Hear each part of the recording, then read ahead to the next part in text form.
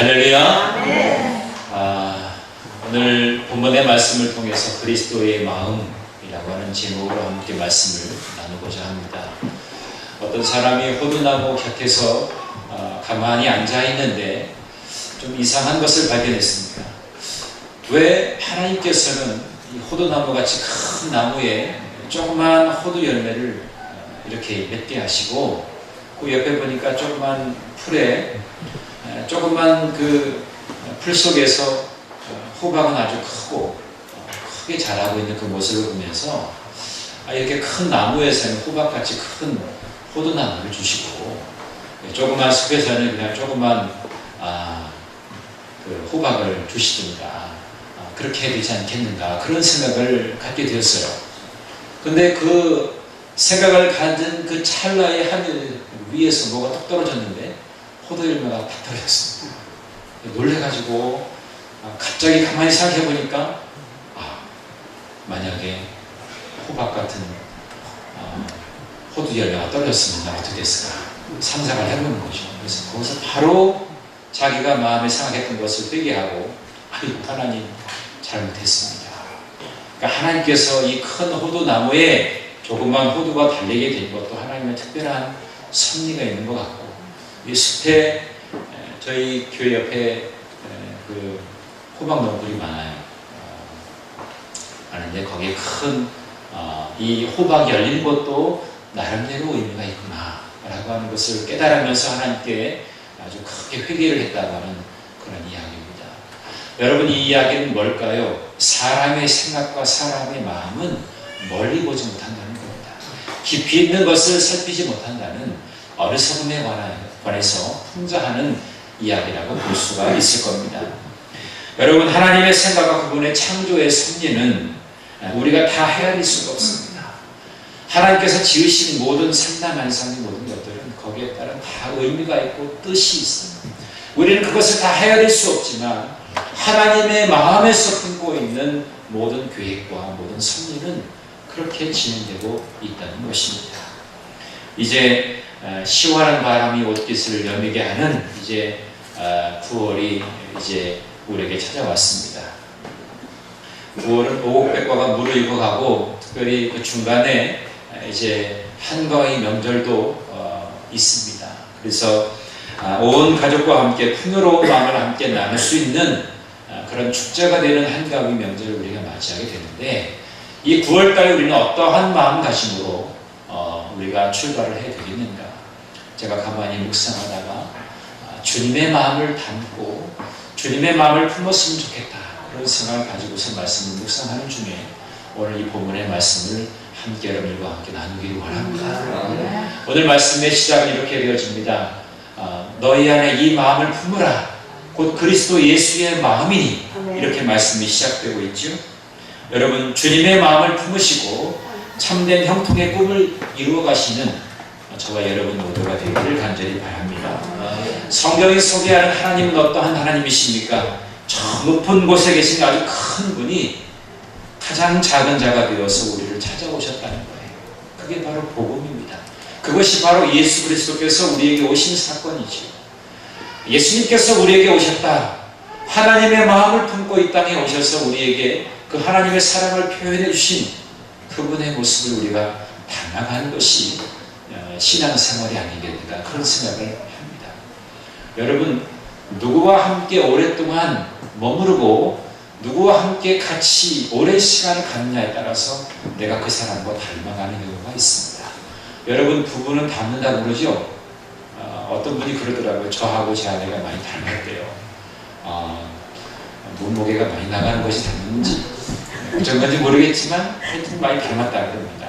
그런데 저하고 제 아내하고 많이 닮은 것이 별로 없는데, 닮았다라고 하는 것은 뭘까? 가만히 생각해 보니까 오랜 세월을 지내면서 같이 살다 보니까 그렇게 닮아가는 것 같아요. 그래서 부부는 닮아간다고 말을 합니다. 가장 많은 시간을 함께 할애하기 때문인 것이지요. 여러분, 우리가 예수 그리스도를 닮기를 원하는 사람은요, 그분과 함께 많은 시간을 할애해야 됩니다. 여러분, 하루의 일과 속에서 우리는 예수님과 내가 함께 만나서 교제하는 시간을 얼마나 많이 두고 있습니까? 여러분 한번 생각해 보십시오.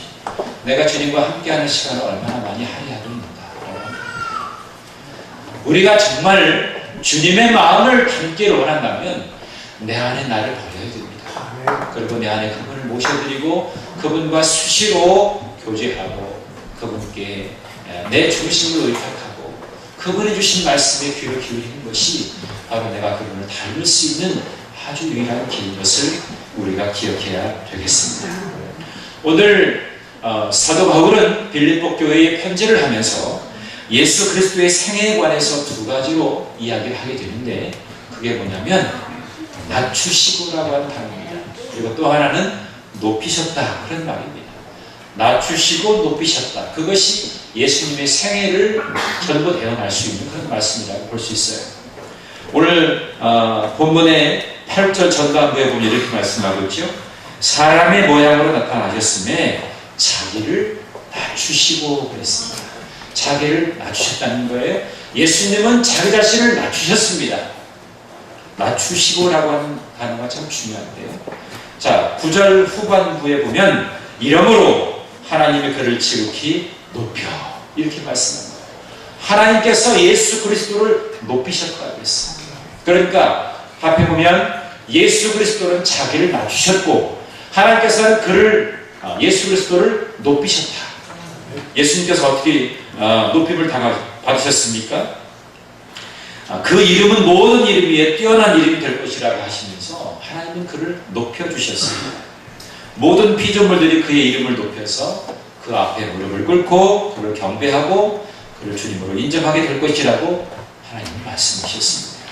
그러나 그에 앞서서 예수 그리스도께서 먼저 자신을 낮추셔야 했던 것입니다.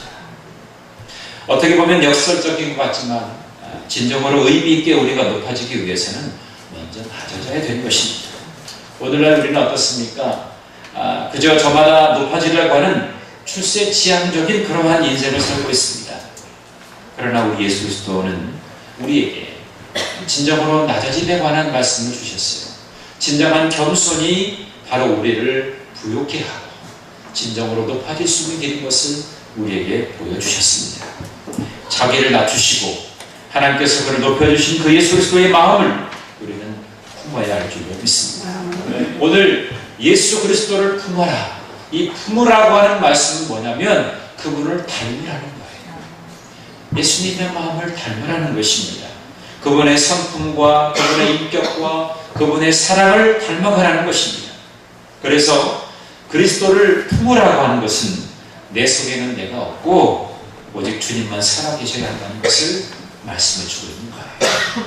오늘 저와 여러분이 주님을 품을 수 있기를 바랍니다. 주님의 인격과 성품과 그분의 사랑을 우리의 몸으로 우리의 삶으로 닮아갈 수 있기를 힘쓰는 저와 여러분 되기를 간절히 바랍니다. 자, 그러면 예수님의 마음은 어떤 마음이냐? 첫 번째로 온유와 겸손한 마음입니다. 오늘 오전에 말씀 보니까 너희 안에 이 마음을 품으라. 곧 그리스도 예수의 마음이니 그랬습니다. 예수님의 마음은 어떤 마음, 어떤 성품을 지니고 계실까요? 여러분, 우리의 생각은 우리의 마음에서부터 비롯됩니다. 그래서 어떤 사람이 이렇게 이야기합니다. 생각이 창출되어지는 공장은 바로 마음이다 그랬어요. 그러니까 우리의 마음에 어떤 마음을 갖느냐 이것에 따라서 우리의 생각이 활동하게 되고 그 생각한 것이 우리의 행동으로 드러나게 되는 것입니다. 그래서 우리의 마음에 어떤 마음을 갖느냐 이것이 참 중요한 겁니다. 마태복음 11장 29절에 예수님께서는 친히 이렇게 말씀하셨어요. 나는 마음이 온유하고 겸손하니 나에게 와서 배우라고 했습니다. 예수님의 성품, 예수님의 마음은 온유와 겸손으로 우리가 결론 지을 수가 있어요. 온유하고 겸손. 그런데 나에게 와서 배우라고 했지. 여러분 사실 온유와 겸손이라고 하는 것은 그냥 생각하기 쉬운데 이거는 배워야 되는 겁니다. 기질적인 것일 수도 있어요. 저 사람은 천성적으로 원래 온유한 사람이야. 저 사람은 원래부터 겸손한 사람이야. 그런 사람도 있습니다. 그러나 이 온유와 겸손이라고 하는 것은 우리가 세월이 지나고 지내면서 이게 다듬어질 수 있는 후천적인 기질인 거예요. 그래서 예수님께서도 그것을 아셨어요. 그래서 너희는 나에게 와서 배워라. 여러분 온유와 겸손의 그 성품을 배울 수 있기를 간절히 예수님의 마음, 예수님의 성품을 우리는 배워야 되는 거예요. 성경에 보면 성경의 지면에 가장 온유한 사람, 그 온유한 사람이 많겠지만 그 중에 최고로 어떤 되는 사람을 누구라고 말합니까? 모세라고 말하죠. 자신을 비방하는 소리에 대항하지 않았습니다. 감정을 억제할 줄도 알았습니다. 오히려 자신을 돌아보고 묵묵히 참아서 하나님의 뜻을 기다렸던 사람이 모세였습니다. 수많은 백성들을 데리고서 출애굽을 하고 또 홍해를 건너고 마라를 건너서 엘림을 향해서 가고 이제 약속하신 젖과 꿀을 땅으로 그들을 백성들을 이끌고 나갈 때에 얼마나 많은 시련과 아픔이 있었습니까? 말도 듣지 않습니다. 하나님의 은혜를 모릅니다.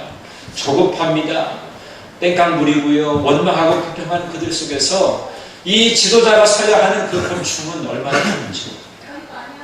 그러나 하나님께서 그 온유함이 그렇게 그 마음 가운데 새겨지기 위해서 하나님 40년 동안 애굽의 궁정에서 그를 교육하셨어요. 그리고 또한 40년 동안 광야 생활에 길들이게 하셨습니다.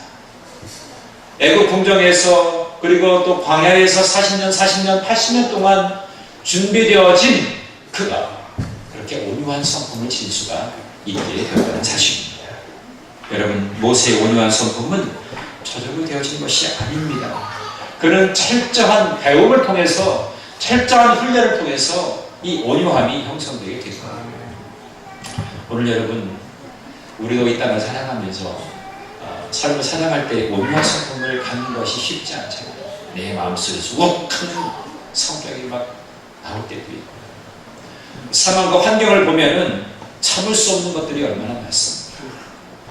누가 봐도, 아무리 봐도 이건 내가 옳아서 내 주장을 펼 때도 있어요. 근데 여러분, 주님의 마음을 한번 들어보시고 주님을 가만히 묵상하다 보면 온유한 성품이 무엇인가를 발견하게 됩니다. 그래서 여러분, 내 힘으로는 감당할 수가 없어요. 그렇기 때문에 성령의 도우심이 필요해요. 성령께서 내 안에 온유함을 허락하여 주옵소서. 그렇게 우리가 기도해야 할 줄 믿습니다. 바울은 옥중에서 빌립보 교회를 향해서 편지를 하게 되는데, 빌립보 교회에 아주 작은 내분의 조직이 있음을 들었습니다. 유오디아와 순두계라고 하는 여성 지도자들 사이에 분쟁이 있다는 것을 들었어요. 그래서 바울은 그들에게 주님께 속한 마음을 품어서 주 안에서 하나가 되라고 간곡하게 당부를 하고 있는 거예요. 유오디아에게 야, 네가 양보해라. 순두계에게 네가 참아라. 그렇게 말하지 않았습니다. 두 사람 모두에게 그리스도의 마음을 품고 그리스도의 마음으로 하나를 이루라고 당부하고, 그렇게 보면 우리가 그리스도 안에서 하나가 될 수 있는 것은 뭡니까? 온유한 마음을 품을 때 가능한 것입니다. 그래서 온유함의 성품은 갈라지고 나뉘어지는 마음을 하나로 모을 수가 없는 겁니다. 모세를 봐도 그렇고요. 또 이 빌립보 교회의 온유함의 그 모습, 예수님의 그 마음을 닮을 때에 비로소 하나가 될 수 있겠구나라고 하는 것을 바울은 그가 깨닫게 된 겁니다. 그래서 이제 그 빌립보 교회의 온유한 마음과 겸손한 마음을 배우라고 그렇게 권면하게 된 것입니다. 때로는 성도 간에 무엇인가 불화의 씨앗이 번져서 다툴 때가 있습니다. 그럴 때마다 여러분, 하나님께 맡기시기 바랍니다. 다른 사람의 마음을 변화시킬 수 있도록 의탁하는데 나에게 먼저 필요한 것은 바로 온유함을 갖는 거예요. 그래서 온유한 마음은 하나님께서 하시는 일에 대해서 불평하지 않고 반항하지 않고 참고 기다리며 범사에 순복하는 것을 온유함이라고 말하는 것입니다. 이런 이야기가 있습니다. 향나무는 자기를 찍은 도끼에게도 향수를 뿌린다. 그런 말이 있습니다. 여러분, 이게 무슨 말일까요? 향나무는 향기를 내는 나무 아닙니까? 자기를 찍는 그 도끼에게도 향기를 드러내는 것이 향나무라는 거예요. 그래서 이런 성품을 지닌 예수님의 성품, 주님께서는 자기를 팔려고 하는 자까지 사랑하셨습니다. 그리고 자기를 죽이려고 하는 자의 영혼을 위해서도 기도하셨어요. 모든 사람이 돌로 쳐 죽이려고 하는 그 여인도 주님은 용서하신 분입니다. 주님의 이러한 마음을 본받는 저 여러분이 되기를 간절히 바랍니다. 또 이 온유함 속에는 겸손함이라는 것이 포함되어 있습니다. 예수님은 하나님이셨습니다. 그러나 자기를 어떻게 하셨다고요? 낮추셨다고 했습니다. 주님은 모든 영광을 가지신 분이었습니다. 그러나 자기를 낮추셔서 이기심과 타격과 죽음밖에 모르는 이 부패한 세상에 오신 것입니다. 그래서 선수 겸손함의 본이 되셨습니다. 겸손은 참 어렵습니다. 갈고 닦고 또 열심히 배우고 훈련되어져야 할 것이 바로 이 겸손함. 그래서 주님은 우리에게 겸손함을 품으라. 예수 그리스도를 품으라. 우리의 마음속에 주님을 닮아가라. 그렇게 말씀하신 것입니다. 근데 이 겸손함의 반대가 있어요. 그건 뭘까요? 겸손함의 반대는 바로 교만함입니다. 이 교만함은 아주 심각한 인격 장애예요. 여러분, 내가 뭔가 교만하려고 하는 마음이 생기게 되면 이런 쌓이는 것을 여러분 기억하십시오. 내 마음속에 이제 심각한 인격적인 장애가 오고 있구나, 이런 생각을 가져야 됩니다. 여러분, 누구나 장애를 갖고 싶어하는 사람은 없습니다. 여러분 스스로 그런 인격적인 장애를 갖지 않도록 늘 겸손함을 우리가 품어야 할 줄로 믿습니다. 그래서 이런 인격적인 장애를 가지고 있는 사람들은 만나는 사람들의 마음을 아프게 합니다. 그래서 하나님은 교만한 자를 대적하신다고 합니다. 왜 하나님은 교만한 자를 대적하시느냐? 그 사람을 통해서 다른 사람이 아파하기 때문에 그래요. 주님의 온유와 겸손의 마음을 본받을 수 있는 저와 여러분들이 간절히 바랍니다. 두 번째로 그리스도의 마음은 뭡니까? 자기를 비우는 마음. 오늘 6절과 7절의 말씀 보면 그는 근본 하나님의 본체시나 하나님과 동등됨을 취할 것으로 여기지 아니하시고 오히려 자기를 비우어 종의 형체를 가지사 사람들과 같이 되셨고 그랬습니다. 여기서 자기를 비웠다, 자신을 비웠다라고 말씀하고 있습니다. 예수님은 하나님이셨지만 그 하늘 보좌를 버리시고 이 땅에 오셨어요. 하늘의 권세를 갖고 신적인 존재로 오신 것이 아니라 그분은 자기를 비워서 사람의 몸을 입고 사람의 몸으로 이 땅에 오신 것입니다. 여러분, 주님께서 비우심은 우리에게 어떠한 모습으로 비춰주셨습니까? 우리가 정말 섬겨야 할 주님은 오히려 오셔서 우리를 섬겨주셨습니다. 우리가 사랑해야 할 주님이 오셔서 우리를 먼저 사랑해 주셨어요. 우리가 시중 들어야 할 그 주님은 오셔서 우리를 먼저 시중 들어 주셨어요. 우리가 죽어야 되는데 주님은 오셔서 나를 대신해서 죽으셨습니다. 그것이 주님의 비우심을 통해서 드러나게 될 일입니다. 주님이 비우시지 않았다면 아마 권세로 휘두르셨을 거예요. 이 땅에 살아남은 사람은 아무도 없었을 겁니다. 눈으로 볼 때 모든 것이 죄악이기 때문에 죄악을 심판하시는 주님이었다 라고 하면 이 땅에 살아남을 수 있는 사람이 도대체 누가 있을까요? 그럼에도 그것을 다 담당하시고 주님은 모든 죄짐을 다 담당하셔서 십자가에 달려 돌아가신다. 십자가의 죽으심을 통해서 하나님의 사랑이 무엇인지 그분은 우리에게 직접적으로 보여주신 것입니다. 그분의 비우심이 없었다면, 그분의 진정한 희생이 없었다면 우리는 살 수 없었을 거예요. 영원한 생명이 무엇인지, 구원이 무엇인지 이거를 깨달을 수가 없었을 거예요. 그러나 주님은 십자가에 달려 돌아가심으로 인해서 철저히 낮아지시고 비워주심을 통해서 우리가 나음을 얻게 되었다는 사실을 우리는 알 수 있습니다. 바로 비워주심, 이것은 희생을 각오하신 주님의 마음을 우리가 읽을 수가 있습니다. 희생은 힘이 없어서 당하는 것이 아닙니다.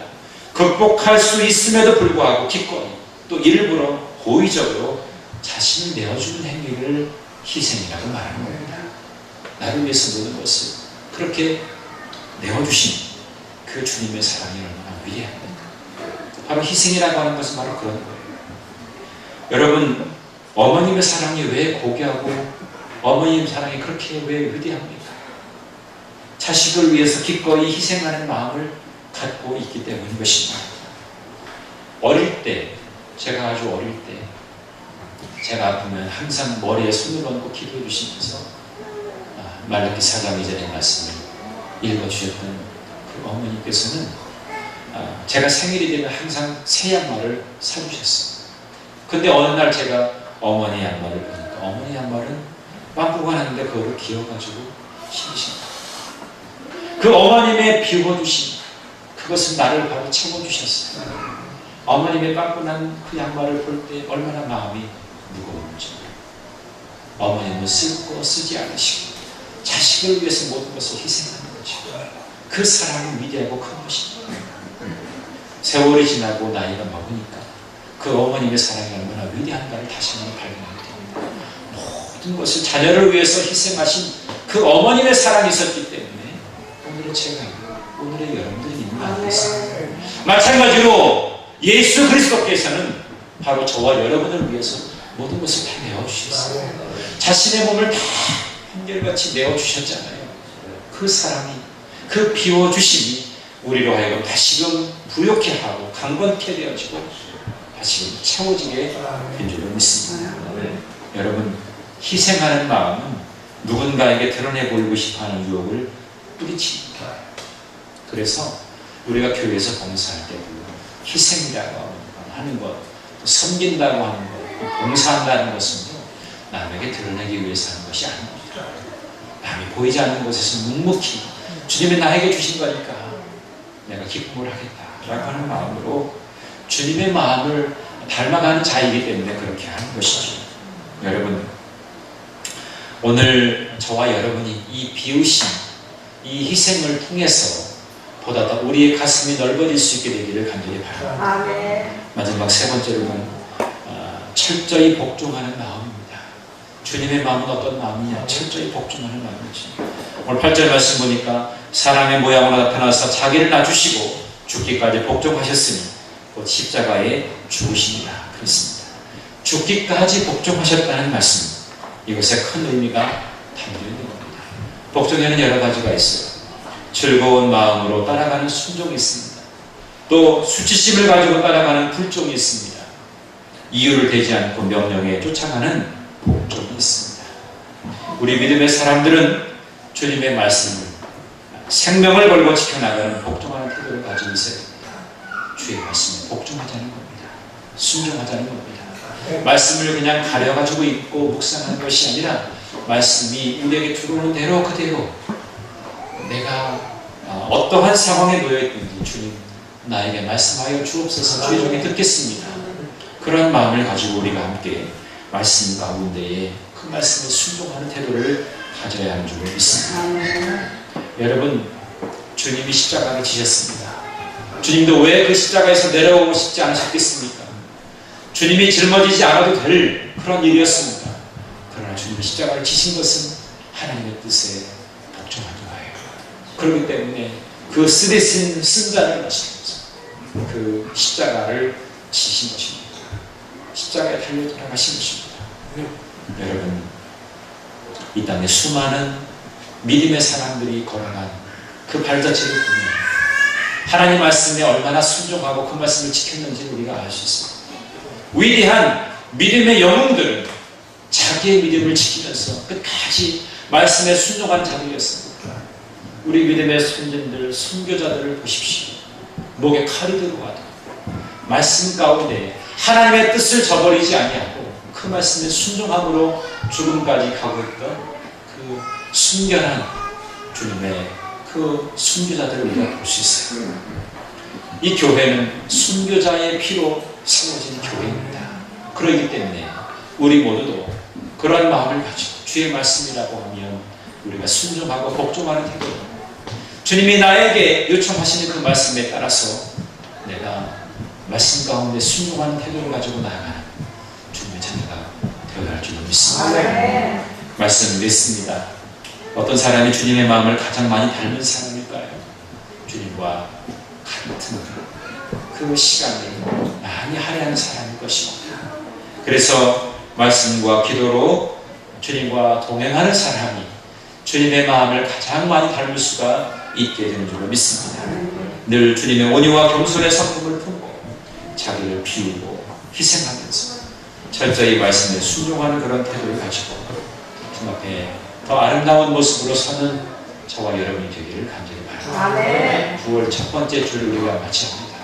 우리가 예수 그리스도의 마음을 품고 이 한 달을 멋지게 주님과 함께 동행하는 그런 삶이 되기를 주님의 이름으로 간절히 축원합니다. 기도하겠습니다. 존귀하신 아버지 하나님, 주님의 크신 은혜와 사랑을 감사합니다.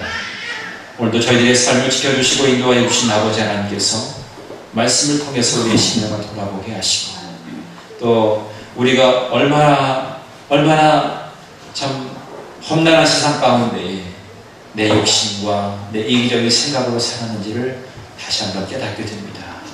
우리가 예수 그리스도의 마음을 담기를 원합니다.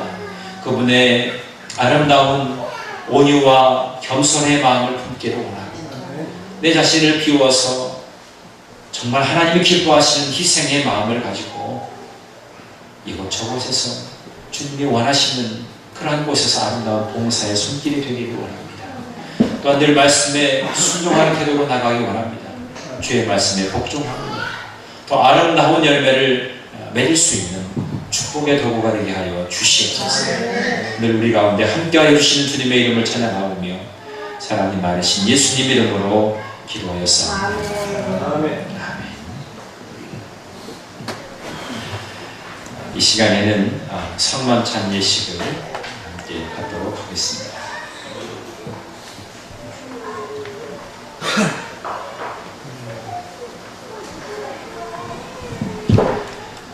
성만찬으로의 초대를 드립니다. 하나님을 믿고 그리스도를 따르는 여러분을 이 거룩한 식탁에 초대합니다. 아멘.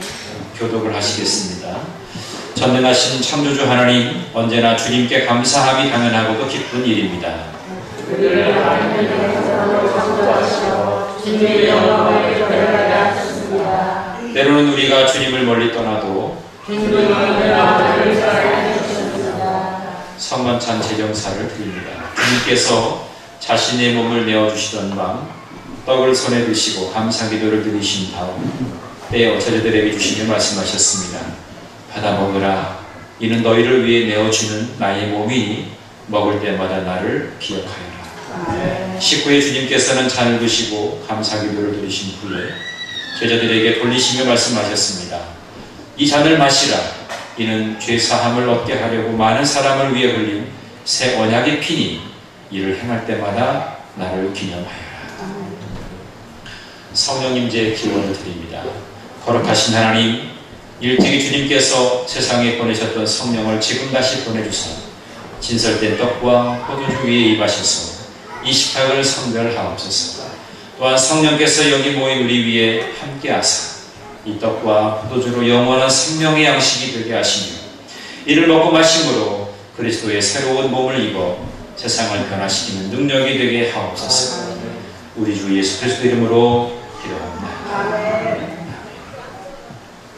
자, 이 떡을 나눌 때에 우리는 그리스도의 한 몸에 참여합니다. 이 잔을 나눌 때에도 우리는 그리스도의 피에 동참합니다.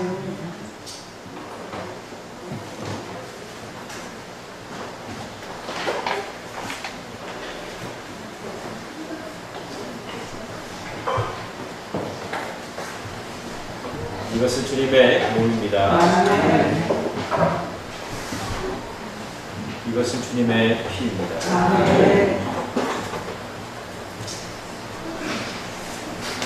사랑의 나눔 함께 찬양하시겠습니다.